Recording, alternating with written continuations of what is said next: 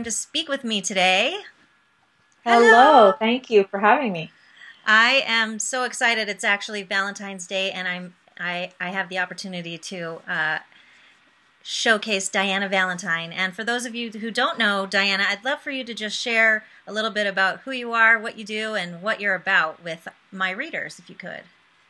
Well, I am Dyana Valentine. I'm an oracle, and my purpose on the planet is to help leaders learn how to listen to themselves. Mm, I love That's a that. lot of what I do and who I get to work with. And the purpose for me inside of that, the bigger why inside of that, has a lot to do with my own personal sense of freedom and being able to move about the world and have interesting conversations with strangers. I'm a big fan of playing with strangers.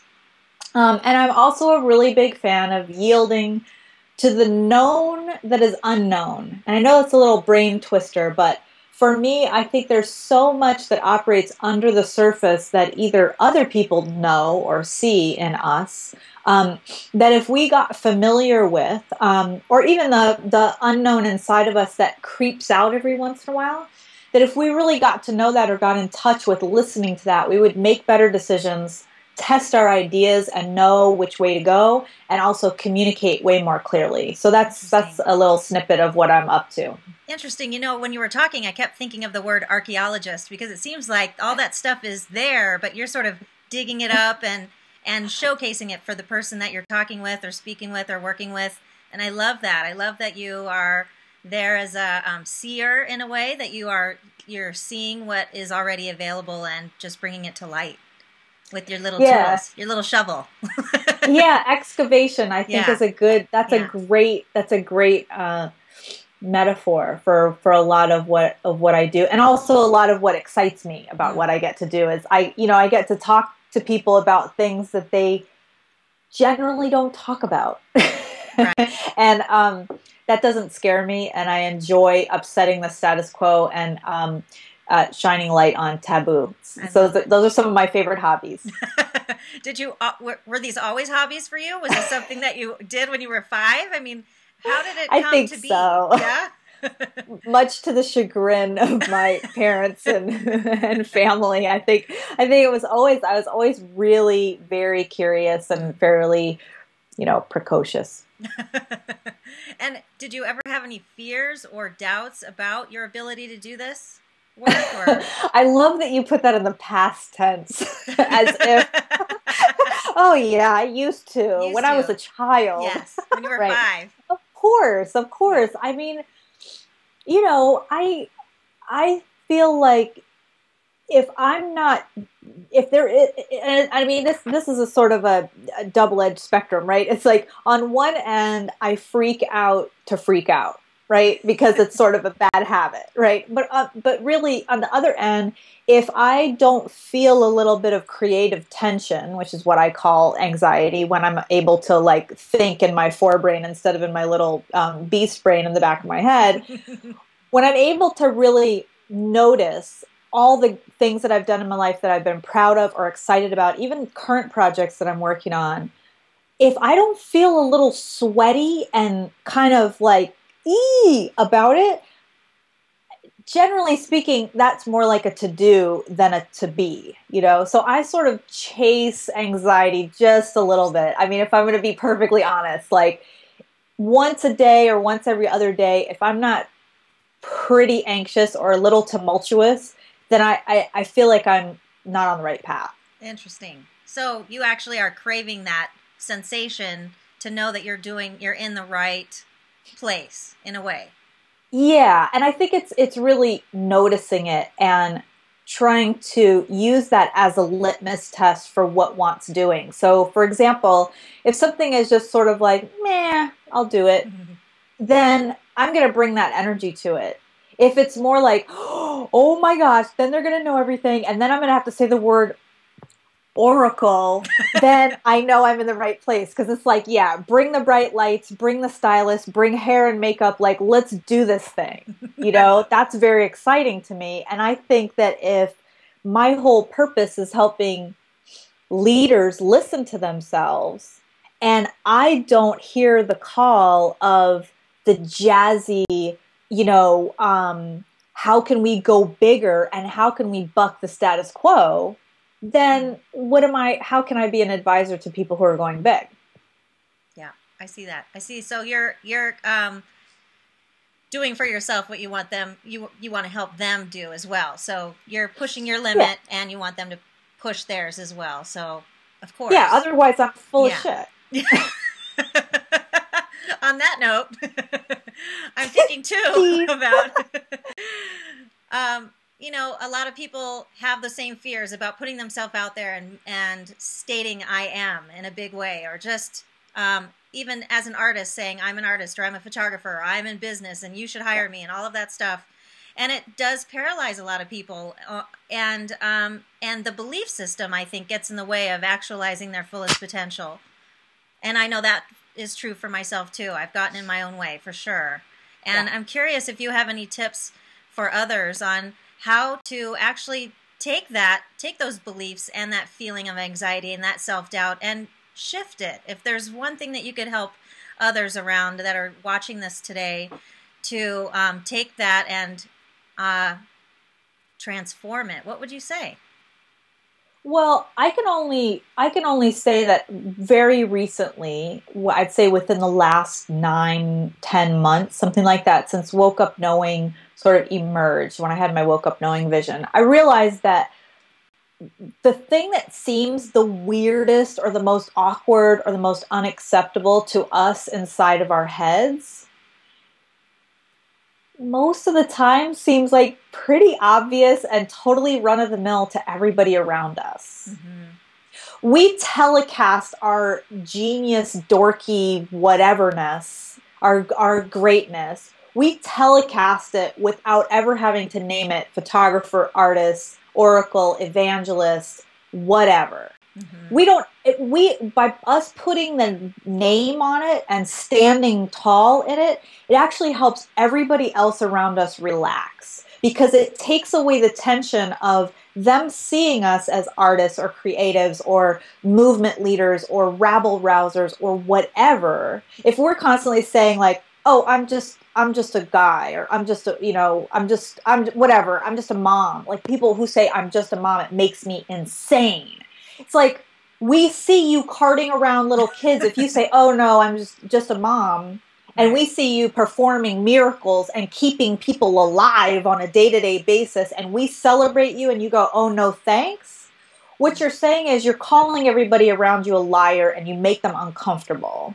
We get like spiritually uncomfortable when we see greatness and greatness is denied from within. It's sort of socially and spiritually irresponsible to not cop to it. Now, what I would say is some of our, again, identity tension or creative tension that I talked about before comes from not knowing what the words are, right? Because you genuinely are like, I'm just grasping for straws. Am I a coach? Am I a business project manager? I've gone through the same thing myself. Like, I've been in business for 13 years now, and I still am looking for things, and all of a sudden, oracle is the word? Like, really? Are you serious? But it's true that it's like the first outfit that kind of wasn't a hand-me-down. And it wasn't something that came from me trying to say, what industry do I fit in? Let me find the box so that everybody else can like be more comfortable. But the more loud and obnoxious and out of the box I got, the more comfortable everybody got. Who knew? Yeah. So I would say keep trying on outfits, and when you figure out the one that makes you feel like going to school and you feel like it's yourself and it's not your older brother, older sister, friend, ex-boss, whatever's outfit, you'll know when it's yours. And then strut that stuff like there's no tomorrow. I love it. I love that you say that it's irresponsible to not show up and not speak what it is. And if you can't find the words, just keep on trying them until it fits. And to say it because it makes everyone else more comfortable and it makes yourself more comfortable. There's the not enoughness is not doing anybody any favors. in a way. I mean, yeah, I love that. Thank you for We'll saying it that believe way. you. If you say you're not enough, I for one will believe you, and I will just turn on my heel and walk away, because I'm not Right. looking to hang out with people who are like, meh, meh. It's lame. Right. You're not invited to the party, and then Yeah. it's a self-fulfilling prophecy, and then you're sitting at home and you're not invited to the party. Okay, enough already. Yeah. Make your own damn party. Right. Stop griping. Life is too short, for sure. Life is too awesome. It is That's awesome. really the thing, because like the time frame is like, okay, we can debate time and space dynamics as much as we want, but that sort of, to me, lends to that lack mentality of like, there's not enough time, so you have to be really good at everything right now. Like, I get a little freaky about that, but like, when you think about it in terms of awesome sauce, like, if your awesome sauce quotient is really low and you sort of don't expect things to be awesome, they kind of, it's sort of like, well, I'll just have the chamomile, where you really want the triple espresso with cinnamon and a punch of vanilla in there. Like, get it. Get your caffeine on. Get whatever it is you want. Have the cupcake for breakfast. Like, and then, play, like, really enjoy. I mean, I'm definitely I'm a poster child for hedonism, so you have to watch where you're getting your advice, but do your version of that. Love it. I do remember there is a video I've seen of you. I actually use it in in my e-course, where you're in your red bathrobe and it's 4 a.m. and you're saying, if you need to eat that bag of chips, eat the bag of chips, but everything's going to be okay.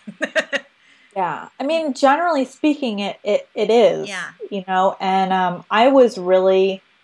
I know, and my mom said this, she said this right after I put the video up. She's like, so was that for you? Like, when you woke up, that was a message for you, right? That wasn't necessarily just for everybody else. I said, oh no, it's definitely for me. I was definitely talking to myself while I did that. I was sort of, reverted to that like 7-year-old standing on a chair in the bathroom at the mirror, like just soothing myself, Yeah. But I also subconsciously, my inner leader sort of took over that story and was the one who like posted it on Vimeo and tweeted it and then like left the house and forgot about it and didn't even watch the video. Like, there was something operating inside that said, I know this is a to me, from me gift, but it's for everyone, And I was very surprised. In the first month, I was very surprised by how many people were watching it and talking about it. And it took me a minute to sort of almost catch up with the glory of that. But I had a really tough fall last year, and I had like 3 or 4 people get wind of what was going on with me, and they were like, have you watched your You Will Survive video? It'll make you feel so much better. And I was like, yeah, okay. Thank you for my own medicine. Yeah. But they were totally right. And in fact, I did watch it.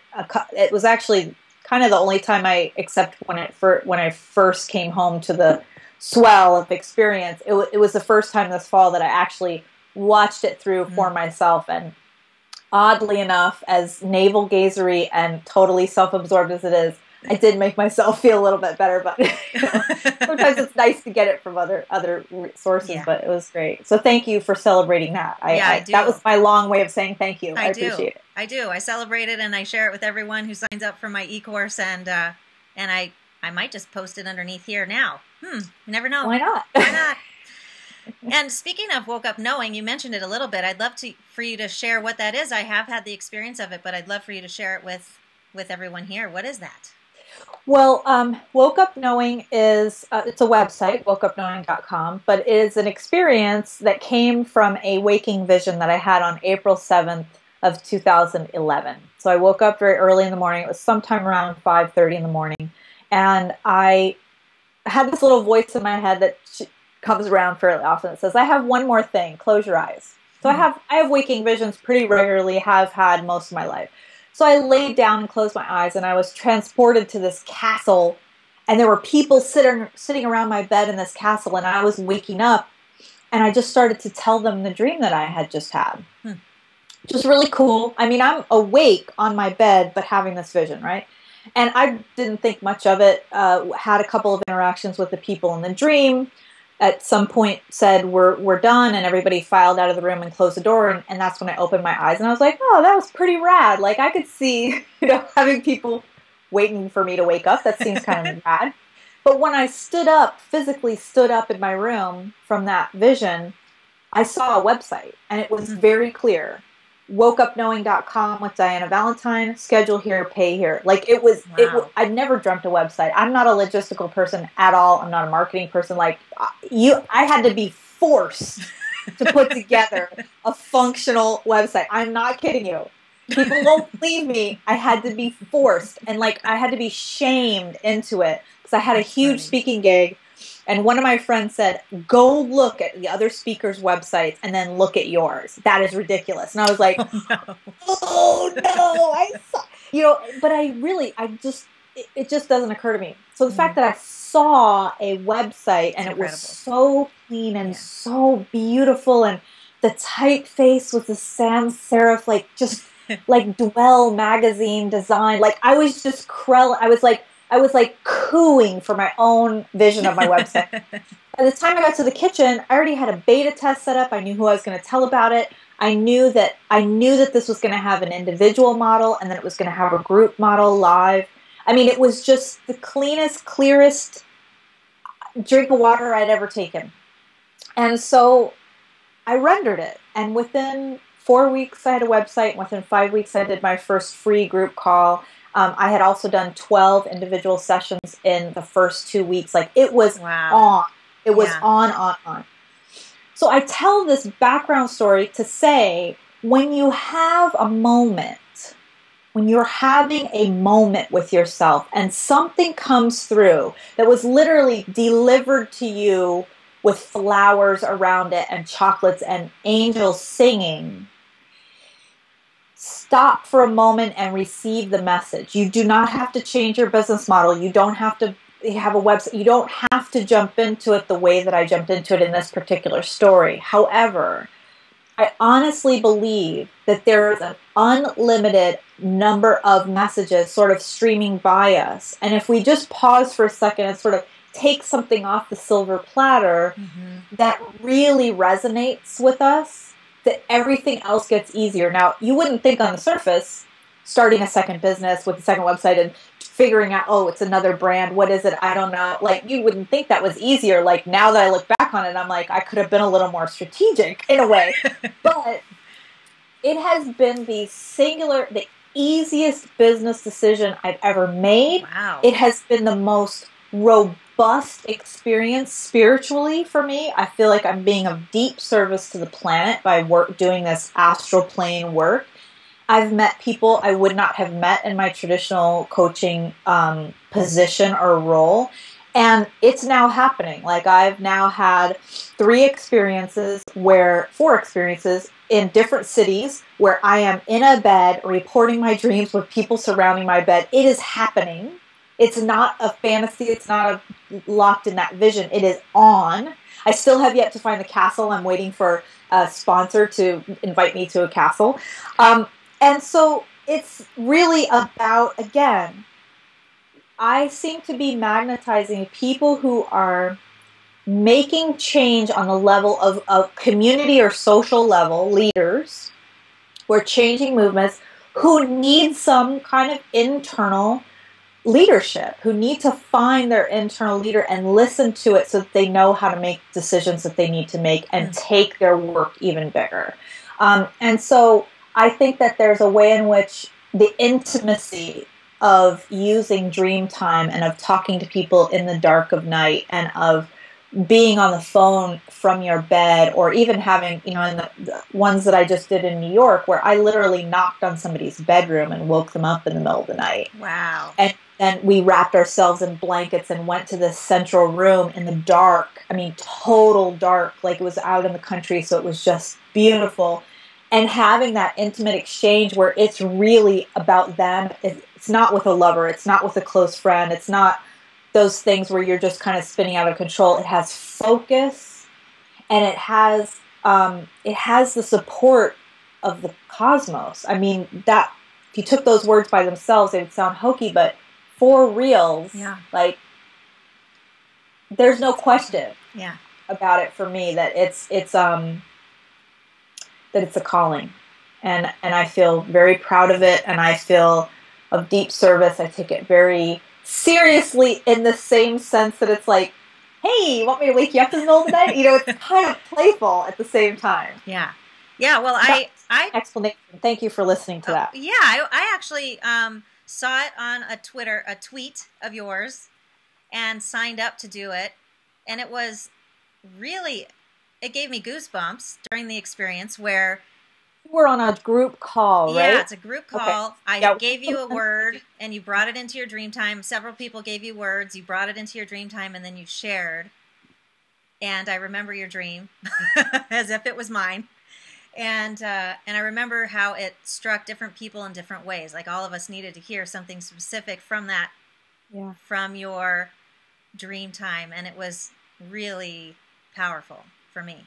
Thank you. And now and then I saw you on an interview saying that you are open to, and just saying out loud, you're open to doing this in cities all over. Now you're telling me it's already happening. So it's on. Yeah. It gave me goosebumps all the way up to the top of my head when you said that. I was like, wait a minute.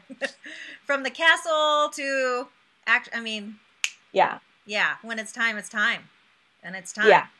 That's amazing. It's on. Yeah. It's really wonderful. That is and great. People are, the way that I'm approaching this Woke Up Knowing Experience Live tour, if you will, I mean, I think it may be a core part of the model, is that I'm receiving invitations from all over the place, from retreat centers to people who are holding their own conferences and retreats to have it be integrated as part of it. Private groups are saying, well, gee, we have a 7-bedroom house and 5 people who are really interested in this. Will you come to? Yes, I will. And it's become this very organic process of word of mouth, a word of mouth experience where people who are, fairly intellectual, like it's not people who are totally in woo land. Like It's a lot of very intellectual people who are like, well, this seems curious. And those are like my people, because I'm a total intellectual, like researcher. I want empirical evidence that this works. Yeah, that's interesting. Which is why I collect, stories, and I have people tell other people about their experiences, because I can say I'm an oracle as much as I want. But until there's actual proof that results happen because of it, like, who cares? Right. And there are results happening. And oh my God. Yeah.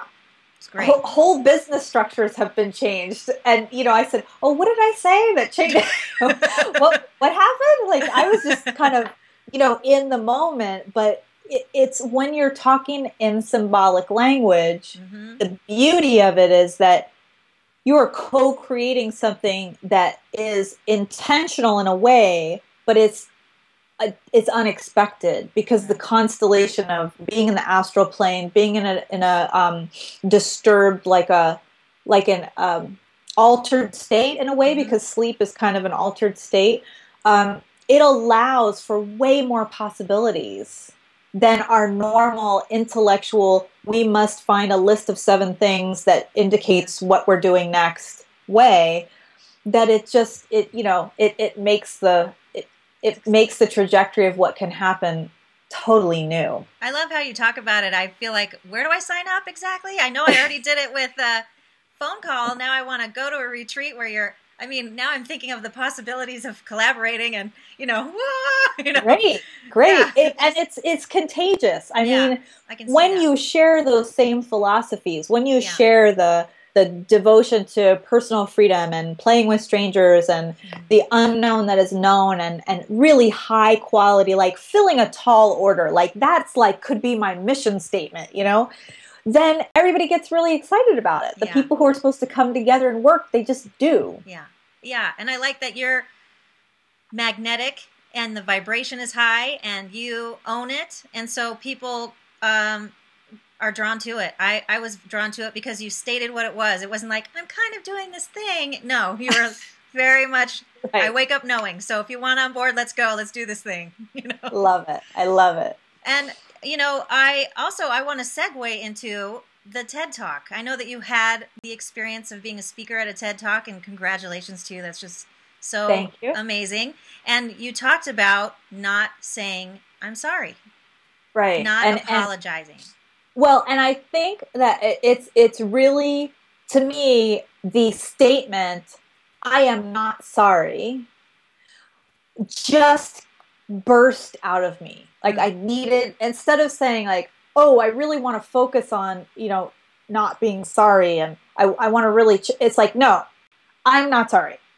That's how it came out of me. And that's the vibe that I want to send out into the world, that just says, just consider, just listen to yourself. The next time you say, I'm sorry, I want people to ask themselves, really? What are you sorry about? Because first of all, there's a lot of lazy language happening, and people are saying "I'm sorry" like as like right. Instead of they're like, "Oh, I'm sorry." Like it's just unconscious, right? Yeah. But also, it means something else. Like it means I'm afraid you won't like me. It doesn't mean I've actually taken an action that I feel regretful or woeful about. Like those are strong word. Sorry is a very strong word, and it's been we've been desensitized to it. So, yeah, I feel pretty fiery about it. And it's been very interesting to me to hear how it comes up for people, what people are reacting to, and now what they stumble over. Or, I had a woman write me a very passionate email that said, I think "I'm sorry" it must stay in the lexicon because we do have to have a way of expressing regret. And I totally agree. I'm not saying we eliminate it totally from the English language. I'm just saying I really want us to do some critical thinking on the things we do every day, as opposed to, I think most of my career has been focused on, okay, you're going big in your business and and we have to create a structure that'll make this work, and, and this sort of, take a pill and it'll make it better, and go big and make this much money. And it was all very much about commerce and, capitalism in a way. I mean, really politically capitalism. But the new stuff that's been coming out for me has been very almost mundane. I mean, think about "I'm sorry." If you counted the number of times you said it in a day, it's definitely going to be more times than you flossed or brushed your teeth, right? Yeah. It's like way less healthy. It's not keeping teeth in your head, things like that. And it's way more destructive. So let's think about the impact that those little tiny things have on our life. So that's I'm just thinking how do we influence movements? Mm-hmm. I'm going to start with these moments of clarity and inspiration that happen for me, live them transparently, and see what shakes loose. Love it. Well, when you were talking about "I am sorry," what came to my mind... I'm not sorry. I am not sorry. Excuse me. I am not sorry. What came to my mind, though, are experiences I have where I don't actually say "I'm sorry," but I'm excusing myself because I feel bad that I'm in a place that they're not, if that makes sense. Yeah, kind of codependency, like you want them to sort of I want them to not feel bad. I can sense that they're feeling bad. They're looking to me in some way that may or may not be true. It's just a perception, whatever. Or a projection. Yeah. And I feel uncomfortable. And so I do a little, whoa, I don't know how to take that. Right. Instead of just saying thank you. What would happen? What would happen if you said, I get this sense that you feel bad and I don't know what to do about it and it's making me feel uncomfortable. Yeah. And just what's happening on your side? Right. Say it out loud. I don't know. I mean, maybe it's dicey. One of the things I would say about that particular situation is you want to be careful, because if you get into it, if you ask the question and get into it, you're kind of committing to having that conversation, and you may or may not want to have that conversation. Right. Something to think about. Yeah. It's interesting. I'm gonna powder because, we want to keep this high quality here. Can I have some of that? I'm definitely shiny over here. Man, thank you. my friend who taught me how to do makeup, because I only learned how to do makeup about a year and a half ago, she's like, you can powder in the middle of your videos, you know. Yeah, I was doesn't like, matter. and how about I do it on camera? How about that? You did put chapstick on in the red Exactly. bathrobe. Yeah. So, yeah, so I think what would happen if we even just had, like, I think that for me, I may be, you know, this is an opportunity for me to sort of implant a little switch. It's just an awareness switch. It's like a mindfulness bell or something that has my squeaky voice attached to it that says, like, what'd you say? Yeah. Oh, Excuse me. hold on. Yeah. So if you just yield to it and go, oh, hold on, I just said I'm sorry, and let me look at this for a minute. And if your friends and your coworkers have also shared the message, they've seen the video, they'll give you the space to take a moment and not be swirling in their own mind like, wait, what is she saying and what does that have to do about me? It's like, oh no, let's think about it. Yeah. When I said I'm sorry, what I meant, I'm actually not sorry. What I meant to say is, I'm afraid that you feel bad. And I'm afraid I had something to do with it. And that then you will, like, blame that bad feeling on me. And does that sound crazy? And your friends will be like, yeah, it sounds crazy. Or, yeah, I'm really jealous. And I felt really weird when you were telling the story. And I wanted to be happy for you, but I was jealous. And then I felt bad. Like, how incredible would that make that relationship? Yeah. It's cracking it open. I think the possibilities are endless. Yeah. Or, you know, you run into people who can't have the conversation, but I guarantee you that that will resonate with them. That somebody saying to them, wait, I'm not sorry, I'm actually afraid, will have an effect on them, whether they're able to deal with it in the moment or not. Right. It's empowering on one level or another. I mean, I find I'm sorry is about existing. I'm sorry I'm here. I'm sorry I'm in your way. I'm sorry I'm sharing what I'm sharing. I'm sorry, you know. Yeah. Yuck. So, and that really, I mean, it's, my heart is like, I literally am having a heartbreaking moment to hear you say that, because I believe you. I think it's, what you're saying is that you actually believe that, and it's annihilating to me. right. And yeah. I mean, to me, us learning to really listen for what's truly operating, we're changing the world right here in this very moment. And I'm just so, I really appreciate you being honest, and I am not sorry that you're on the planet. I'm not sorry I'm on the planet. Yeah. I just recognize, you know, when you say something, I can quickly see I can trail it back really easily and quickly to, oh, I don't think I should be here. You know, when I'm saying I'm sorry, I recognize that. I'm sorry, I just said that. I'm sorry. You know, all that stuff, it's old, it's whatever. Or I'm comparing myself to somebody who I think does deserve to be here in that space, whatever we're doing. So it's really, it's necessary that you say that you do that you said that at the TED Talk, that it's part of your mission, that it's, you know, you're bringing that up. You're excavating. Is that the word you used? Yeah, excavate. Yeah. Like, let's excavate, let's listen, and then let's do something about it and change the world with micro decisions, little teeny tiny things, you know. Whether you ever think about, I'm sorry or I'm not sorry again, you can't not. Yeah. It's so part of everyday thing that you can't not. Like, you could, hypothetically, excuse me, that part I won't put on camera. You could, hypothetically, totally ignore my advice on how to make an effective pitch. You could totally ignore thousands of dollars of advice I gave you on a particular project or a launch or changing the shape of your business. You could ignore it totally. You could say, you know what, money down the drain, no big deal. You can't ever not think I'm not sorry. Like, to me, that is like, yeah, we like really did something there, you know? Yeah. So I think that kind of thing, like where it seems tiny or it seems like, oh, that's a fun conversation, there's like a mountain to be moved here. Yeah, I see that. And you know, my passion is about the layers of beliefs that get in the way of us living our fullest potential. It's similar to what you are talking about. I really feel that all of us have a unique message in that we believe lies and it gets in the way. And I just shared one with you that I sometimes feel like I shouldn't. I'm sorry, I'm here. And that's Yeah. a lie. Did you read Amy Ayler's book? No. Oh, let me grab a copy so you can Okay. see the cover because it's so awesome.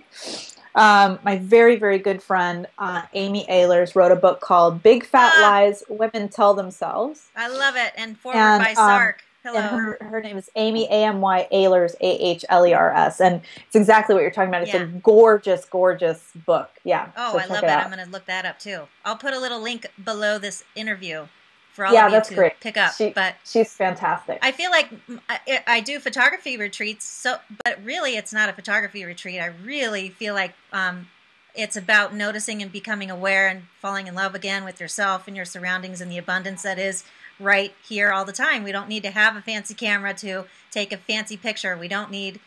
We already are exactly where we're supposed to be, and it's gorgeous. And so I really resonate with what you're sharing too, and I love the way that you speak about it too, because I have a certain way that I speak about it, and I love getting new information like, I'm not sorry. It's just so, and it is just a shift. It's a small shift that makes huge impact, and I really resonate with that as well. I'm so glad you shared that today. And thanks for the opportunity. Yeah, absolutely. And I feel like one of my other questions is for you about, you talked about commerce being, you were on that road for a while, and then this became something totally different for you, where I know you were doing Woke Up Knowing for free for a while, and now it's probably, now that you're doing retreats and things, it's become something else. There is an energetic exchange of money and information, and I'm wondering about that. How do you define success? What is that? Is it also about monetary gain? Is it about, like, if you were to say what the most important thing has been that has happened in your business, is it a number? Is it a experience you've had with a human? Is it what is success? That's a great, and I teach a class called Student Success at a local college. So I think about the definition of success a lot, and that it changes regularly. So for example, for me, success right now feels like the ability to move around the world freely, having the conversations I want to have with the people I want to talk to, and not having to really think about logistics too much. And I mean, that has with it a sort of, dollar amount, per month. It has some logistical things around it, but if you break it down, that's what it sounds like in my head. If somebody was taking care of the bills and I could just do this, it would be the same level of success or level of sensation of success. I gotcha. So those are what I call super conditions for greatness. So my super conditions, I've said to you already, they are playing with strangers, sense of personal freedom, aesthetic beauty, which we haven't talked about, but is there all the time. And, but you got the sense of aesthetic beauty because I've talked about things that are beautiful and look great, whatever. And and yielding to the unknown that is known. Those are some of my super conditions. I also really have a very high standard for quality. And so I tend to want to do work and deliver work that's my best work.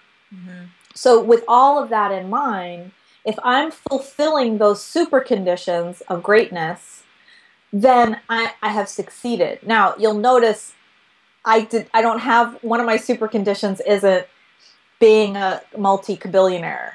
It just isn't one of those things. However, wrapped into my super conditions, money makes things a lot easier. It makes moving about the world freely a lot easier. It would make accepting last-minute invitations a lot easier, for example. So I was recently invited to something that would require, on my end, like I think it was a $5,000 investment to just like get someplace, be housed, and buy the ticket to whatever it was. And, I didn't have it at my fingertips. But I knew in my mind that the decision around it had way more to do than with money.